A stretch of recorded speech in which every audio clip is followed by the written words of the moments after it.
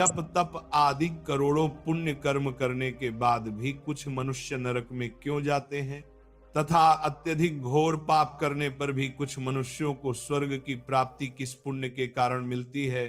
ऐसा कौन सा पुण्य है जो मनुष्य के करोड़ों पापों का नाश कर देता है और ऐसा कौन सा पाप है जो उसके करोड़ों पुण्यों को नष्ट कर डालता है? भगवान विष्णु क्षीर सागर में देवी लक्ष्मी के साथ शेषनाग की शैया पर विश्राम कर रहे थे। जल की लहरें शांत रूप से बह रही थीं और आकाश में एक दिव्य शांति फैली हुई थी। उसी समय देवर्षि नारद वहां उपस्थित हुए। उनके चेहरे पर चिंता की रेखाएं थीं। भगवान विष्णु ने उन्हें देखते ही कहा, आइए देवर्षि, क्षीर सागर में आपका स्वागत है। आज किस प्रयोजन से पधारे हैं? अवश्य ही कोई महत्वपूर्ण समाचार लेकर आए होंगे। नारद जी ने भगवान विष्णु को प्रणाम किया और बोले, हे प्रभु, मैं यमपुरी की यात्रा करके आ रहा हूं। वहां मैंने एक अद्भुत घटना देखी जो मेरी समझ से परे है। मैंने देखा कि कुछ पुण्यात्माएं नरक में जा रही थीं, जबकि कुछ पापी स्वर्ग में। यह देखकर मुझे बड़ा आश्चर्य हुआ। कृपया बताइए कि कौन नरक जाता है और कौन स्वर्ग, और ये कैसे तय होता है? भगवान विष्णु ने नारद की बात सुनकर मुस्कुराते हुए कहा, देवर्षि, संसार में कर्मों का फल मनुष्य के आंतरिक उद्देश्य और विवेक पर निर्भर करता है। कई बार जो प्रकट रूप से पुण्य दिखते हैं वे भी पाप हो सकते हैं। इस विषय में एक प्राचीन कथा कही जाती है जो आज मैं आपको सुनाता हूं। इस कथा को सुनकर आपके सभी प्रश्नों के उत्तर मिल जाएंगे। इसीलिए आप इस कथा को ध्यान से पूरा अवश्य सुनिए, क्योंकि जो भी इस कथा का श्रवण करता है उसके कोटि कोटि पाप नष्ट होते हैं और उसे विष्णु लोक की प्राप्ति होती है। देवर्षि बोले, हे प्रभु, आपके मुख से इस कथा को सुनना मेरा सौभाग्य है। मैं इसे ध्यान पूर्वक पूरा अवश्य सुनूंगा और इसका प्रचार भी करूंगा। फिर भगवान विष्णु नारद जी को वह कथा सुनाने लगे। यह कथा अत्यंत ज्ञानवर्धक है। इसमें मनुष्यों द्वारा किए जाने वाले पाप और पुण्य का वर्णन किया गया है तथा उसके आधार पर मिलने वाली सजाओं के बारे में बताया गया है। इसीलिए प्रत्येक मनुष्य को यह कथा ध्यान पूर्वक सुननी चाहिए, क्योंकि आधा अधूरा ज्ञान घातक होता है। तो चलिए आपको सुनाते हैं वो कथा। भगवान विष्णु कहते हैं, हे देवर्षि, पूर्व काल की बात है। मध्य देश के एक नगर में एक ही समय पर 5 मनुष्यों की मृत्यु हो गई। वे सभी मृत्यु के पश्चात यमलोक में पहुंचे। यमलोक पहुंचने पर वहां का दृश्य देखकर वे सभी भयभीत हो गए। उनके अंग अंग कांपने लगे। साउथ के लोगों को कुछ ऐसा स्वर्ण से बने सिंहासन पर विराजमान थे। उनके पास चित्रगुप्त बैठे थे, जिनके पास सभी प्राणियों का लेखा जोखा रखा हुआ था। यम के दूत प्राणियों को आगे धकेल रहे थे। कुछ मनुष्य जोर जोर से विलाप कर रहे थे तो कुछ अत्यंत प्रसन्न होकर चल रहे थे। स्वर्ग के द्वार से सुंदर प्रकाश दिखाई पड़ रहा था, वहीं नरक के द्वार से धधकती हुई अग्नि की ज्वालाएं निकल रही थी।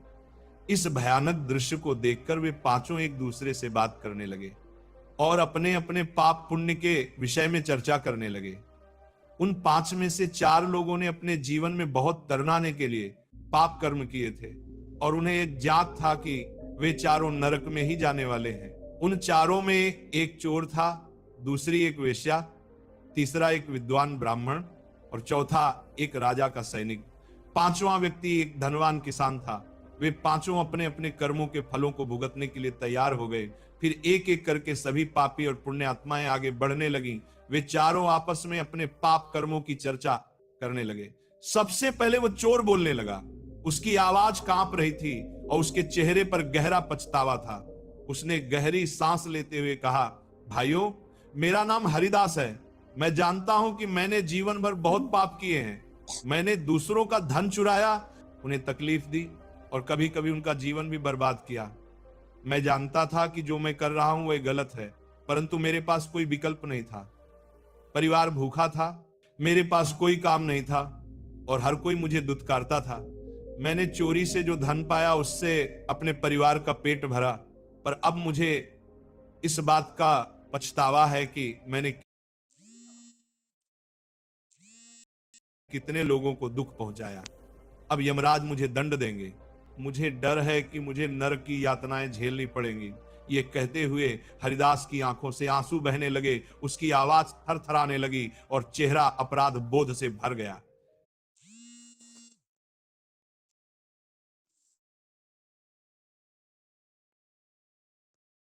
थी अपनी व्यथा व्यक्त करने लगी।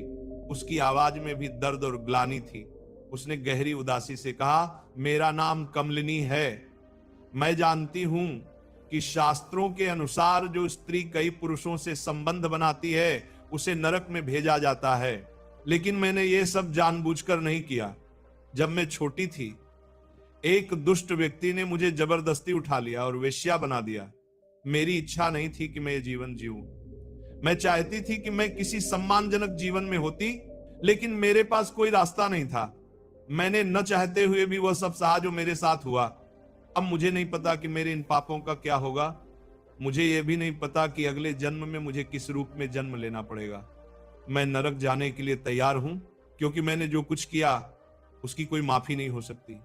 कमलिनी की आंखों से आंसू बहने लगे।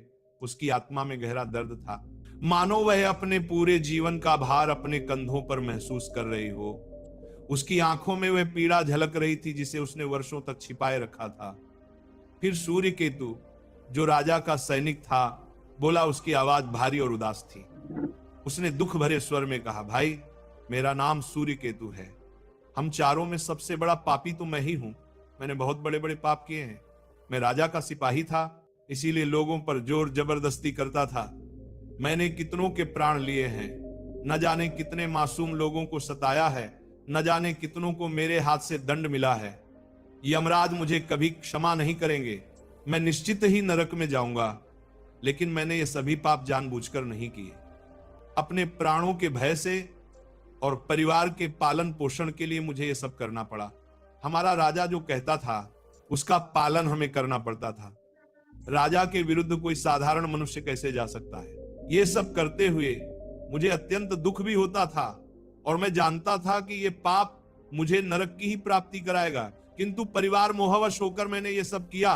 पर पाप तो पाप है, पश्चाताप करने का क्या लाभ? इसके बाद वो विद्वान पंडित बोला, भाइयों, हम चारों में सबसे बड़ा पापी तो मैं हूं। तुम लोगों ने जो पाप किए हैं वे अनजाने में या मजबूरी में किए हैं, पर मैं तो विद्वान था, सब सत्य असत्य जानता था। मुझे धर्म का ज्ञान था, परंतु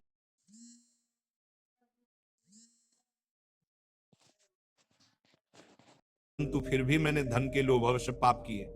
शास्त्र कहते हैं, जो सब कुछ जानकर भी पाप करता है वह निश्चित ही नरक में गिरता है। मैंने अपने ज्ञान का दुरुपयोग किया। मैंने अपने ज्ञान का उपयोग लोगों की सहायता के लिए नहीं, बल्कि धन कमाने के लिए किया। मेरे घर की स्थिति अत्यंत दयनीय थी। पिता भिक्षा मांगकर गुजर बसर करते थे। मैंने सोचा कि अपने घर की गरीबी दूर करने के लिए धन लेकर ज्ञान देने में क्या बुराई है, पर यही मेरा सबसे बड़ा पाप था। शास्त्र कहते हैं, ये सिर्फ पैरों के लिए नहीं, हाथ, पेट, पीठ, पूरे शरीर के लिए व्यापार करता है उसे नरक में जाना पड़ता है। मैंने कभी किसी को निस्वार्थ ज्ञान नहीं दिया, इसीलिए आप सब में सबसे बड़ा पापी मैं ही हूं और मुझे ही नरक में जाना पड़ेगा। वाचस्पति के चेहरे पर पश्चाताप की गहरी लकीरें थी, आंखों में आंसू थे और सिर शर्म से झुका हुआ था। वह अपनी आत्मा के बोझ से टूटा हुआ लग रहा था। इन चारों की बातें सुनकर महिपाल, जो एक घमंडी किसान था, हंसने लगा। उसके चेहरे पर घमंड और अहंकार साफ झलक रहा था। उसने ताने मारते हुए कहा, तुम चारों इतने बड़े पापी हो कि तुम्हें तो नरक में जाना ही पड़ेगा। तुम लोगों ने घोर अपराध किए हैं, यमराज तुम्हें कभी माफ नहीं करेंगे। यहां मैं ही अकेला सबसे अधिक पुण्यवान हूं। मैंने अपने जीवन में बहुत पूजा पाठ किया है, ब्राह्मणों को दान दक्षिणा दी है। मैंने मृत्यु से पूर्व गाय का दान भी किया है और अब मेरे पुत्र पौत्र मेरी आत्मा की मुक्ति के लिए बड़े बड़े कार्यक्रम कर रहे हैं। वे मेरे लिए श्राद्ध, तर्पण और यज्ञ कर रहे हैं। मेरी 3 पत्नियां और 10 पुत्र हैं। इतने लोग मेरी मुक्ति के उपाय कर रहे हैं। मैंने अपने जीवन में कभी कोई पाप नहीं किया, और यदि अनजाने में कोई पाप हुआ भी होगा तो मेरे पुत्रों के कर्मों से वह नष्ट हो जाएगा। मैं नित्य देव पूजा करता था, मंदिर जाता था और अतिथियों को भोजन कराता था। इसलिए मुझे पूरा विश्वास है कि यमराज मुझे नरक में नहीं डालेंगे, मुझे मोक्ष की प्राप्ति निश्चित है। इसके बाद वे पांचों धीरे धीरे आगे बढ़ने लगे। जब वे पांचों आत्माएं यमलोक के समीप पहुंची तो वहां का दृश्य देखकर वे स्तब्ध रह गईं। चारों दिशाओं में अद्भुत प्रकाश था, किंतु वह शांति का नहीं, न्याय का प्रकाश था, जिसमें कोई छाया नहीं, कोई छल नहीं। गरुड़ जी ने देखा कि वहां अनेक आत्माएं पंक्तिबद्ध खड़ी थी। किसी के चेहरे पर भय था, किसी पर पश्चाताप, और कुछ आत्माएं ऐसी थीं जिनसे प्रकाश निकल रहा था, मानो उन्होंने अपने जीवन में धर्म के उस स्वरूप को पाया हो जो अब उन्हें मुक्त कर देगा। तभी दिव्य ध्वनि हुई, गरुड़, इन आत्माओं को धर्मराज के समक्ष प्रस्तुत करो। यमराज का सिंहासन स्वयं समय की गोद में स्थित था, न दिन वहां था न रात। उनके चारों ओर चित्रगुप्त खड़े थे, जिनके हाथों में कर्म पत्र थे, जहां प्रत्येक आत्मा का एक एक कार्य अंकित था, न कुछ छिपा न कुछ भुलाया गया। गरुड़ जी ने पांचों आत्माओं को आगे लाकर कहा, हे धर्मराज, ये वे आत्माएं हैं जिनके जीवन कर्मों का परिणाम इन्हें आज यहां लाया है। कृपा करके इनके कर्मों का निर्णय करें। यमराज की दृष्टि स्थिर थी, एक ओर करुणा, दूसरी ओर कठोरता। उन्होंने पहले आत्मा को देखा, वह एक राजा था जिसने अपने राज्य में प्रजा पर अत्याचार किए थे, धन के लोभ में निर्दोषों को दंड दिया था। यमराज बोले, हे राजन, तुझे सामर्थ्य दिया गया था न्याय के लिए, पर तूने उसे अधर्म के लिए प्रयोग किया। तूने जनसेवा नहीं आत्मसेवा की। अब जा, तुझे वहीं भेजा जाएगा जहां लोभ और पश्चाताप दोनों एक साथ जलते हैं। रौरव नरक में उस आत्मा ने कांपते हुए मस्तक झुका लिया और पल भर में अग्नि का द्वार खुला, वह विलीन हो गया। दूसरी आत्मा एक व्यापारी की थी, जिसने अपने जीवन में झूठ और छल से धन कमाया था, परंतु मृत्यु से पहले उसने एक मंदिर का निर्माण करवाया था। चित्रगुप्त बोले, इसके कर्मों में पाप अधिक हैं, किंतु अंत समय में पश्चाताप का भाव आया। धर्मराज, निर्णय आपका। यमराज ने गंभीर स्वर में कहा, जो अंत में सत्य की ओर मुड़ता है उसे दंड तो मिलेगा, पर मुक्ति का द्वार भी दिखाया जाएगा। इसे तपन नरक में भेजो, वहां यह अपने पापों का प्रायश्चित करेगा और फिर पवित्र जल से स्नान कर स्वर्गलोक के द्वार पर प्रवेश पाएगा। तीसरी आत्मा एक ब्राह्मण की थी, जिसने वेदों का अध्ययन किया, परंतु ज्ञान के गर्भ में स्वयं को ईश्वर से भी ऊपर समझ लिया। यमराज बोले, ज्ञान यदि विनम्रता न सिखाए तो वह ज्ञान है। तूने मंत्र तो पढ़े पर आत्मा को नहीं समझा। जा, तू पुनर्जन्म में वही ज्ञान पुनः सीखेगा। इस बार बिना अभिमान के वह आत्मा मौन रही और धीरे धीरे प्रकाश में विलीन हो गई। चौथी आत्मा एक स्त्री की थी, जिसने अपने जीवन में सेवा और त्याग का मार्ग अपनाया, किंतु जीवन भर उसे अन्याय झेलना पड़ा। धर्मराज की आंखों में करुणा चमकी। हे सती आत्मा, तूने किसी का अपकार नहीं किया, केवल सहन किया। तुझे देवलोक में स्थान दिया जाता है, जहां तू शांति पूर्वक विश्राम करेगी। उस क्षण वहां एक मधुर गंध फैली, वह आत्मा स्वर्ग की दिशा में उठ गई। अब केवल पांचवी आत्मा शेष थी। वह एक साधारण व्यक्ति था, जो धन वैभव न पूर्ण पापी था न पूर्ण पुण्य आत्मा। उसने अपने जीवन में दूसरों की सहायता भी की थी और कभी कभी क्रोध में दूसरों का अहित भी किया था। उसका मन हमेशा द्वंद्व में रहा, सही क्या है गलत क्या है। गरुड़ जी ने धीरे से कहा, हे धर्मराज, ये वही आत्मा है जो अपने कर्मों के बंधन से छूटना चाहती है पर दिशा नहीं पा सकी। यमराज कुछ क्षण मौन रहे, फिर बोले, यह आत्मा मानवता की सच्ची छवि है, अपूर्ण, संघर्षशील, परंतु जागरूक। इसे न नरक में भेजा जाएगा न स्वर्ग में। इसे पृथ्वी पर पुनर्जन्म दिया जाए ताकि यह अपने कर्मों के अधूरे धागे पूरे कर सके। जब यह स्वयं समझ लेगा कि सच्चा धर्म बाहर नहीं भीतर है, तभी इसे मुक्ति मिलेगी। गरुड़ जी ने सिर झुकाया। उन्होंने देखा कि पांचों आत्माएं अपने अपने मार्ग पर चली गईं, कोई अग्नि में, कोई प्रकाश में, कोई पुनर्जन्म की ओर। यमराज ने तब गरुड़ से कहा, हे विनता पुत्र, यह है कर्म का न्याय जो न कभी रुका है न कभी मिटा है। मनुष्य को भय नहीं, ज्ञान चाहिए, क्योंकि जो धर्म को समझता है उसे यम से डर नहीं लगता। गरुड़ जी ने कहा, प्रभु, इस ज्ञान को मैं पृथ्वी पर ले जाऊंगा ताकि मनुष्य समझे कि मृत्यु अंत नहीं बल्कि परिणाम है।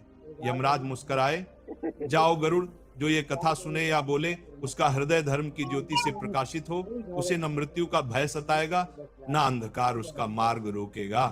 और जब गरुड़ जी लौटे तो आकाश में सूर्य उदित हो चुका था, मानो धर्म स्वयं प्रकाश बनकर लौट आया हो। उस दिन से यह कथा गरुड़ पुराण कहलाई, वह ग्रंथ जो मनुष्य को यह सिखाता है कि मृत्यु कोई अंत नहीं बल्कि आत्मा की यात्रा का अगला पड़ाव है। जो ये कथा श्रवण करता है उसके हृदय में सत्य, करुणा और कर्म का भाव जागृत होता है। जीवन क्षण भंगुर है पर कर्म शाश्वत है, इसीलिए जब तक श्वास है धर्म का पालन करो, क्योंकि अंत में यमराज नहीं पूछते कि तुमने कितना पाया, वे केवल ये पूछते हैं तुमने कितना सही किया।